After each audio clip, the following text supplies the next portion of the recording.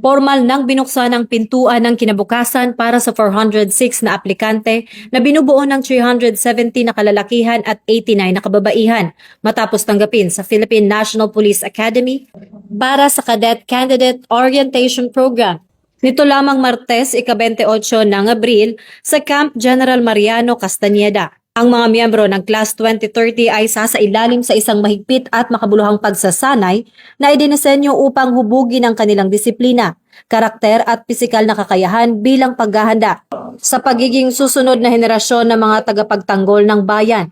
Ang hakbang na ito ay bahagi ng mas malawak na focused agenda ng PNP na bumuo ng mga dekalidad at values-driven na mga tauhan na magsisilbi ng may katapatan at malasakit sa komunidad. Binigyan diin ni Chief PNP Police General Jose Melencio Nartates Jr. ang dangal ng landas na pinili ng mga kabataan habang ipinapaalala na ang serbisyong PNP ay nangangailangan ng sakripisyo at pusong makamamamayan. Ang yugtong ito ay sumasailalim sa adhikain para sa isang bagong PNP para sa bagong Pilipinas, serbisyong mabilis, tapat at nararamdaman kung saan ang bawat bagong kadete ay inaasahang magiging huwara ng integridad at profesionalismo sa oras na sila ay ganap ng magiging bahagi ng pambansang kapulisan.